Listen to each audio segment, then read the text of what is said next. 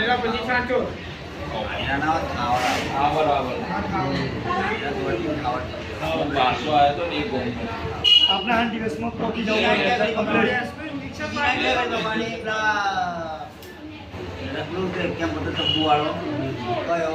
પેલા મોમાના ભેટાની બાજુ હા સાચો ને આગળ રાજસ્થાની આપણે પાટણમાં તો પહેલા દિશા પડે ત્યાં ઘરે જોવાનું ત્યાં ઘરે એ બસ આપણા સેટિંગ પ્રમાણે ચોથો પ્રોગ્રામ કયો પકડવાનો ખબર છે જુદા મલાડીનો હિંચકાવો અહીં વધારે આગળ જાય તો છૂટી જાય ધ્યાન રાખશે એની આગળ તો પેલો એ કાળો ભગત એની આગળનો 2 કિલોમીટર કેમ